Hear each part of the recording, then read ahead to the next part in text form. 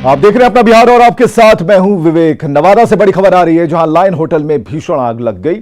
NH 31 पर उडराही के पास यह आग लगी है और आग बुझाने में दमकल की 3 गाड़ियां जुटी हुई हैं। ये बड़ी खबर नवादा से हम आपको बता रहे हैं, जहां NH 31 पर उडराही के पास आग लगी और आग बुझाने के प्रयास में दमकल की 3 गाड़ियां लगी हुई हैं। बड़ी खबर नवादा से, लाइन होटल में आग की बड़ी खबर। भीषण आग लगी हुई है। हालांकि स्थानीय लोग आग बुझाने के प्रयास में नाकाफी साबित हुए, उनकी मेहनत। हालांकि दमकल की गाड़ियों को बुलाया गया और 3 दमकल की गाड़ियां आग पर काबू पाने में जुटी रहीं। भागलपुर के करोड़ी बाजार के नया टोला में बम विस्फोट हुआ है। विस्फोट में 2 बच्चे गंभीर रूप से घायल हो गए। बताया जा रहा है कि करोड़ी बाजार के नया टोला निवासी मोहम्मद परवेज के 2 बेटे बाहर से खेलते हुए हाथ में बोतल लेकर आए और खेलने के दौरान बोतल को जमीन पर पटक दिया और इसके बाद तेज धमाका हुआ, बम फटा, जिसमें 2 बच्चे गंभीर रूप से घायल हो गए। घायल तबरेज की आयु 8 साल है, जबकि हसनैन 6 साल का है। दोनों का मायागंज अस्पताल में इलाज चल रहा है। हबीबपुर थाना के करोड़ी बाजार में कई बार बम कांड हो चुके हैं। क्या चीज नहीं है तो फिर उसके बाद क्या हुआ? हम बोला कि अभी रुक बेटा, हम खाना लगा रहे हैं। अब वो बोली कौन चीज, अच्छा खाना लगाओगे ना, अभी हम खेल रहे हैं। खेलते खेलते वो लेके आया था ना, वो पटकी से ना वे में ऐसा हो गया। पटका तो आवाज करी। हाँ, ये तो कुंजी क्या लिए बता, हमने देखो नहीं किया कि क्या है, नहीं है उसके हाथ में, नहीं है। ठीक है, जब आए तो गार्जियन पूछती कि उसके हाथ में तो बोतल था छोटा सा, और उसके बाद बोतल था तो उसके बाद बच्चा एक मरतबा बोल के फेंक दें, फिर बच्चा फेंक दी।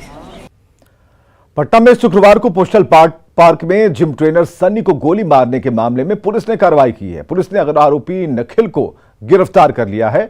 जिम ट्रेनर को गोली मारने के बाद उसने एक युवक से स्कूटी भी लूटी थी। पुलिस ने लूटी गई स्कूटी को बरामद कर लिया है। जमीन विवाद में निखिल ने जिम ट्रेनर को गोली मारी थी और पूरी वारदात सीसीटीवी में कैद हो गई थी।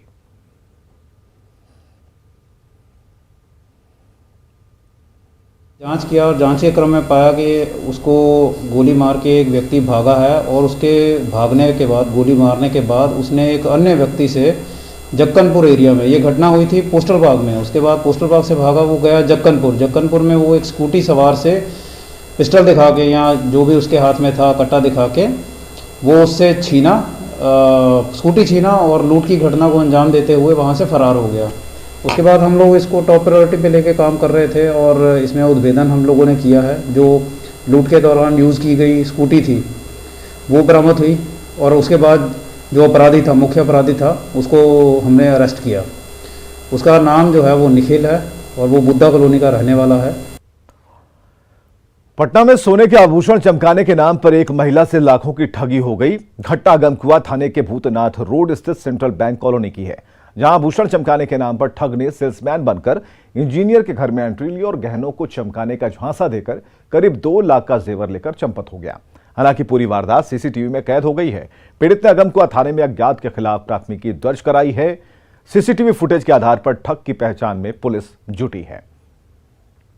आया सेल्समैन बोल के और वो बोला कि ऐसा हम प्रोडक्ट दिखाते हैं जो इससे पित्तल वगैरह और चांदी सोना सब साफ हो जाता है। तो हम बोले कि ऐसा है, हस्बैंड नहीं है, ऑफिस निकल गए हैं, वो अब संडे को आइएगा। तो बोला नहीं, संडे को हम आएंगे, अपने गाड़ी से सामान लेके आते हैं, आपको आज हम प्रैक्टिकल दिखा रहे हैं, जो आप अपना सोना चांदी जो भी है दीजिए, जो आपको हम साफ करके दिखाएंगे। तो वो हम ले जाके दिए उसको, चैन पायल दिए, चैन दिए, उसमें एक लॉकेट था, कान वाला था और एक रिंग था और मेरे गला से खुलवा के ये मंगलसूत्र लिया।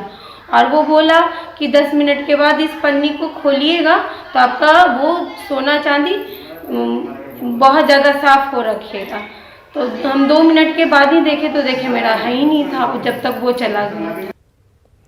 यह confederation of all India traders और बिहार एवं all India jewellers and Patna के बाकरगंज में ज्वेलरी दुकान में सबसे बड़ी लूट से कारोबारियों में गुस्सा है। कारोबारियों ने प्रशासन को रविवार तक का अल्टीमेटम दिया है। लूट की ज्वेलरी को बरामद नहीं होने पर बिहार की सभी ज्वेलरी की दुकानें सोमवार बंद रहेंगी। कल दुकानदार अपने हाथ पर काली पट्टी बांधकर प्रदर्शन करेंगे।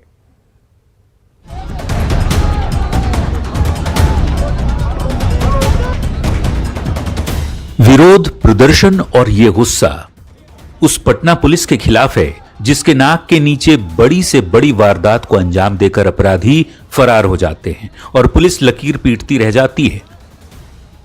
शुक्रवार को बाकरगंज के एसएस ज्वेलर्स में 15 करोड़ से ज्यादा की लूट हुई। अपराधी करीब 35 किलो सोना और 14 लाख रुपए कैश लूटकर फरार हो गए। दिन दहाड़े हुई भीषण लूट से नाराज आभूषण कारोबारियों ने डीएम दफ्तर के सामने प्रदर्शन किया और सुरक्षा की गुहार लगाई। ये चीज मैं एसएसपी साहब से पूछना चाहता हूँ कि जिस समय डकैती हुई उनको सूचना मिली, क्यों नहीं वायरलेस किया गया? अगर पुलिस चाह लेती तो घंटे भर के अंदर में क्रिमिनल और सामान हमारा बरामद होता। ये पुलिस की कमजोरी और लापरवाही है। बिहार पुलिस, पटना पुलिस की सबसे बड़ी लापरवाही यही है कि व्यापारी को संरक्षण न देके क्रिमिनलों को संरक्षण देती है। बाकरगंज में लूट की घटना से कारोबारियों में दहशत है। आभूषण कारोबारी अमित कुमार अब भी उस घटना को याद कर सिहर जाते हैं। अमित का कहना है कि कभी सपने में भी नहीं सोचा था कि बाकरगंज जैसी जगह पर ऐसी घटना हो जाएगी। इतनी बड़ी लूट हो गई, सभी सोच भी नहीं सकते थे कि बाकरगंज में इतनी बड़ी घटना। आज से 20 साल पहले जरूर हुई थी इतनी बड़ी घटना, लेकिन हम लोग को समझने नहीं मिला। वहाँ तक कि वहाँ पहले क्या हुआ था, 20 साल पहले भी इस तरह की कुछ घटनाएं हुई थी इसी गुप्ता मेंशन मार्केट में। आभूषण कारोबारी गोपाल प्रसाद गुप्ता का कहना है कि अगर जरा भी भनक लग जाती कि वो लुटेरा है तो उसे पकड़ लेते। गाड़ी गिर गया, रोड वहाँ था कंजेस्टेड हो गया था, तो गाड़ी गिर गया तो लगा कोई मोबाइल चोर भाग रहा है, तो कोई इसको पब्लिक को उसको असल में अगर आप लोग दुकान से बाहर आकर देख रहे हैं? नहीं, दुकान में ग्राहक था, आदमी ग्राहक में लगा रहता है, लगा कुछ गिरा बाहर में। अच्छा, कोई लगा मोबाइल चोर है, लगता है लेके भाग रहा है, और ये लोग कस के चिल्ला देता कि डकैत है ना, तो सब पकड़ा जाता। पटना की बाकरगंज में ज्वेलरी दुकान में सबसे बड़ी लूट से कारोबारियों में गुस्सा है। कारोबारियों ने आज अपने प्रतिष्ठानों को बंद रखा है।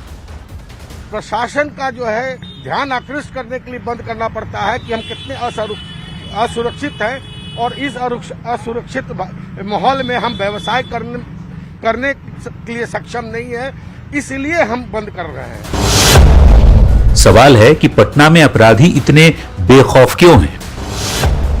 पटना में लगातार लूट की घटनाएं क्यों हो रही हैं? क्या कारोबारियों को सुरक्षा देने में पुलिस नाकाम है? न्यूज 18 के लिए पटना से संजय कुमार की रिपोर्ट। तो पटना के बाकरगंज में ज्वेलरी की सबसे बड़ी लूटकांड को लेकर नाराज कारोबारियों से पटना प्रशासन की टीम ने मीटिंग की है। कलेक्ट्रेट में आभूषण कारोबारियों से डीएम और एसएसपी ने बात की। बैठक में सैकड़ों की संख्या में कारोबारी वहां पर मौजूद थे और प्रशासन ने पुलिस की रिस्पांस टाइम पर उठाए गए सवाल को लेकर जांच के बाद दोषी पुलिसकर्मियों के खिलाफ कार्रवाई का भरोसा दिया है और साथ ही लूटकांड मामले का जल्द खुलासे का दावा किया। वहीं कारोबारियों की शिकायत पर अब थाना स्तर पर हर महीने पुलिस और कारोबारियों के बीच संवाद कार्यक्रम की शुरुआत की जाएगी। हर महीने एक बैठक कराया जाए जिसमें कि व्यवसायी वर्ग के जो प्रतिनिधि हैं वो लोग शामिल हों और पुलिस साइड से लोग रहें और जो समस्याएं हैं, सुझाव हैं, उसको लोग आपस में वो करते रहें। तो इसको भी हम लोगों ने कहा कि जरूर इसको कराया जाएगा। तो जो संवाद है इसको हम लोग स्थापित करेंगे, ये मुख्य रूप से सुझाव आए हैं और बाकी कड़ी कार्रवाई करने का हुआ है। मोटरसाइकिल और हथियार भी रिकवर हो गया है और बाकी लोगों की गिरफ्तारी यथाशीघ्र हम लोग करेंगे और बहुत जल्दी बाकी सारी रिकवरी का हम लोग प्रयास कर रहे हैं। हमारी टीम्स भी भोजपुर के कोइलवर में बालूघाट पर वर्चस्व को लेकर फायरिंग मामले को लेकर खान एवं भूतत्व मंत्री जनकराम कार्रवाई का भरोसा दे रहे हैं। उन्होंने कहा कि सरकार बालू माफियाओं के खिलाफ लगातार कार्रवाई कर रही है।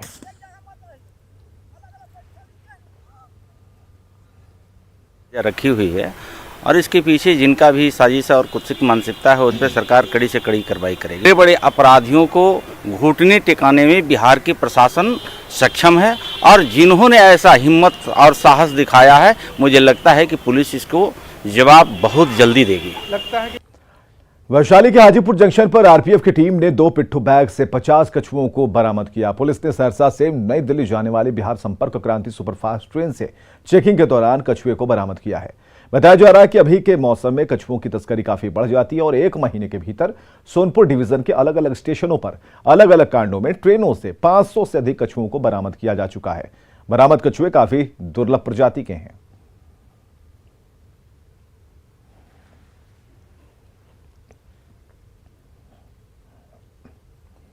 छपरा में जहरीली शराब से 15 लोगों की मौत के बाद अभी भी मरीजों के मिलने का सिलसिला जारी है, जिनका अलग अलग अस्पतालों में इलाज चल रहा है। वहीं पुलिस ने कार्रवाई तेज कर दी है।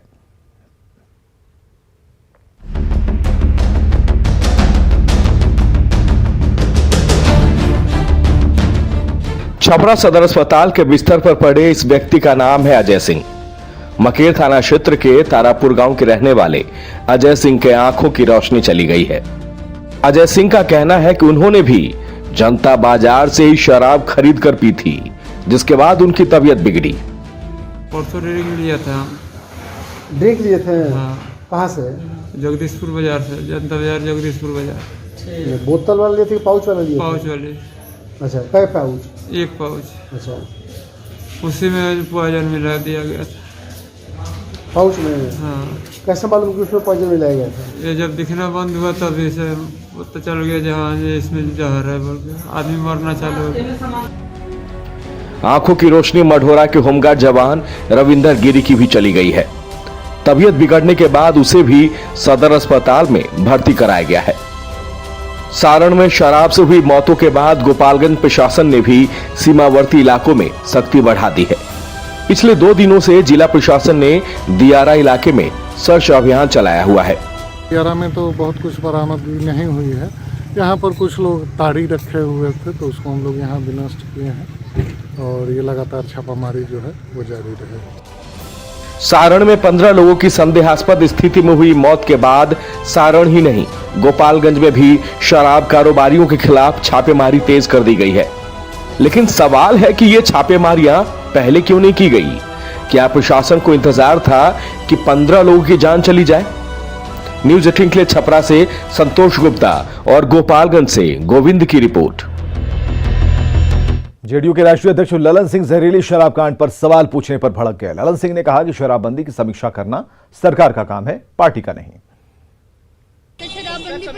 अरे ये तो सरकार का काम है ना, समीक्षा हम करेंगे, आप हमसे पूछ रहे हैं। लेकिन कोई भी कानून अगर बनता है और उस कानून का उल्लंघन होता है तो कार्रवाई होती है।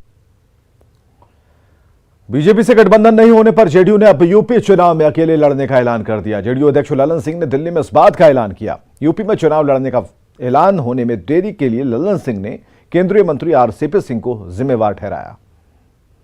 दल यूनाइटेड के 26 उम्मीदवारों की सूची, माने विधानसभाओं की सूची हम लोग आज जारी कर रहे हैं। हमने उस दिन प्रदेश अध्यक्ष को श्री अनूप पटेल जी को अधिकृत किया था। वही आज उस सूची को 26 विधानसभा क्षेत्रों की सूची जारी कर रहे हैं। जेडीयू के राष्ट्रीय अध्यक्ष ललन सिंह की इस घोषणा के साथ ही ये साफ हो गया कि उत्तर प्रदेश विधानसभा को लेकर बीजेपी और जेडीयू के बीच बात नहीं बन पाई और अब जेडीयू उत्तर प्रदेश विधानसभा का चुनाव अकेले लड़ने वाला है। बीजेपी से गठबंधन के इंतजार में बैठे रहने के लिए ललन सिंह ने केंद्रीय मंत्री आरसीपी सिंह को जिम्मेदार ठहराया है। इसलिए कि हम लोगों ने तो अधिकृत कर दिया था माननीय मंत्री श्री आरसीपी सिंह साहब को, और उन्होंने जो बताया और उनको जो भारतीय जनता पार्टी के लोगों ने जो भरोसा दिया, उसके आधार पर उन्होंने पार्टी को सूचित किया और उसी के कारण विलंब हुआ। अब जरा 19 जनवरी को दिया गया आरसीपी सिंह का वो बयान भी सुन लीजिए, जिसमें उन्होंने बीजेपी से गठबंधन होने का भरोसा जताया था। 2022 में उत्तर प्रदेश में चुनाव होने जा रहा है विधानसभा का, तो हम लोग की राय है कि यहाँ भी जेडीयू एनडीए में रहकर भी चुनाव लड़े, और इसके लिए हम लोगों का विचार विमर्श भी हुआ और हमारी बातचीत भी भारतीय जनता पार्टी से हो रही और बातचीत सकारात्मक है। बिहार बीजेपी के प्रदेश अध्यक्ष संजय जायसवाल ने साफ कर दिया है कि यूपी में दोनों दलों के अलग अलग चुनाव लड़ने का कोई असर बिहार के गठबंधन पर नहीं पड़ने वाला। पर यह कोई पहली बार नहीं है, हमारा उनका गठबंधन 25 वर्षों से रहा है, पर उत्तर प्रदेश में कभी भी हम लोगों का गठबंधन नहीं रहा। बिल्कुल नहीं, इसके पहले भी वह अलग लड़ चुके हैं विभिन्न, अभी झारखंड में भी हम लोगों ने अलग ही लड़ने का कार्य किया था। दूसरे प्रदेशों से बिहार को कोई मतलब नहीं है। बिहार में एनडीए गठबंधन पूर्णतः एक है और बहुत मजबूती से 5 वर्ष का कार्यकाल पूरा है। बिहार में बीजेपी और जेडीयू का गठबंधन है और दोनों ही दल एक साथ मिलकर सरकार चला रहे हैं। लेकिन कई राज्यों में बीजेपी और जेडीयू अलग अलग चुनाव लड़ चुके हैं, चाहे वो झारखंड हो या अरुणाचल प्रदेश। न्यूज 18 के लिए दिल्ली से अमितेश और पटना से शैलेंद्र कुमार की रिपोर्ट। बीजेपी ने विधान परिषद चुनाव में 13 सीटों पर उम्मीदवार उतारने का फैसला किया है। इससे लेकर सियासत गर्म है। विधान परिषद के लिए मांझी की पार्टी हम और मुकेश सैनी ने सीट की मांग कर रखी है। कांग्रेस और आरजेडी ने बीजेपी के फैसले पर तंज कसा, सवाल खड़े किए। 13 सीटें हमारी विधान परिषद की जीती हुई है और पहले से भी हम लोग कह रहे हैं कि जो हमारी जीती हुई सीटें हैं वो हमारी है और हम उस पर लड़ेंगे। लेकिन उसके बावजूद हमारे गठबंधन के साथ एनडीए गठबंधन मजबूती के साथ लड़ेगी। अब मुकेश सहनी जी, मांझी जी सोचे कि उनके साथ एनडीए के अंदर क्या हो रहा है। इस तरह से अपमान उनका बीजेपी जेडीयू मिलकर कर रही है, सत्ता की मलाई दोनों खा रही है और इनका वीआईपी और हम पार्टी को कोई नोटिस नहीं ले रही है। विधान परिषद के चुनावों में अपने साथी दलों के लिए लिए गए निर्णय से भाजपा का असली राजनीतिक चेहरा दिखता है। साथ ही साथ भाजपा ने अपने सहयोगी दलों को, विशेषकर छोटे सहयोगी दलों को, उनकी राजनीतिक जमीन भी दिखला दी है। बिहार में न्यूनतम तापमान में 2 डिग्री उछाल के बाद भी ठंड का सितम जारी है और बेघर लोगों की मुश्किलें कम नहीं हुई। गांधी मैदान के पास रैन बसेरा रहने के बाद भी वैसे गरीब लोग रत जगा कर खुले आसमान में रात गुजारने को विवश हैं, जिनके पास वोटर आई कार्ड या फिर आधार कार्ड नहीं है। जायजा लिया न्यूज 18 संवाददाता रजनीश कुमार ने। बिहार में ठंड का कहर लगातार जारी है। हालांकि आकाश में बादल छाए रहने की वजह से जो न्यूनतम तापमान है उसमें 2 डिग्री तक उछाल जरूर आया है। बावजूद जो गरीब हैं उनकी मुश्किलें कम नहीं हुई है। और राजधानी पटना में देखिए कि पूरी रात ये गरीब लोग रतजगा करते हैं और अलाव का इंतजार करते रहते हैं। जिला प्रशासन की तरफ से जब अलाव का इंतजाम कराया जाता है तो 4 से 5 घंटे तक शरीर में गर्माहट जरूर रहती है, लेकिन जब अलाव जल जाता है और आग बुझ जाती है उसके बाद फिर सर्दी सवाब पर हो जाती है। बसेरा नहीं है सर, झूठ मूठ का बवाल है। कहीं सब आधार कार्ड मांगता है, कागज लगाओ तो वो लोग को अपना ही आदमी सूखता है। रैन बसेरा में आप लोग को नहीं जाना ही नहीं देता है। क्या बोला जा रहा है? वो कहता है कि नहीं जाओ आधार कार्ड ले आओ, जहाँ जाना है हम लोग को जगह है, हम लोग सोएंगे। कागज नहीं है? नहीं है सर। कहाँ घर हुआ आपका? महुआ। महुआ घर हुआ? हाँ। रिक्शा चलाते हैं? हाँ। तो वहाँ नहीं जा रहे रैन बसेरा में? कहाँ? रैन बसेरा में नहीं चलाती हम लोग, सब दिन यही रहते हैं, यही रहते हैं सब दिन हम यही रहते हैं। अलाव सेक कर जो है रात गुजारते हैं और रैन बसेरा तो कई जगह बनाए गए हैं, लेकिन इनके पास कोई डॉक्यूमेंट्स नहीं है, आधार कार्ड और वोटर आईडी कार्ड नहीं है। ऐसे में रैन बसेरा में इनकी एंट्री नहीं हो पाती है। बता दें आपको कि मौसम विभाग ने अगले 4 दिनों के लिए फिर से अलर्ट जारी किया है। हालांकि आकाश में बादल छाए रहेंगे और तकरीबन 15 से 20 जिलों में बारिश की संभावना जताई गई है, लेकिन अभी अगले 4 दिनों बाद फिर से जो है ठंड बढ़ने की भी संभावना जताई गई है, क्योंकि बारिश के बाद जो न्यूनतम तापमान है उसमें भी गिरावट होने की संभावना है। कैमरामैन दीपक के साथ रजनीश कुमार, न्यूज 18 पटना। और आगे देखिए जोहार झारखंड।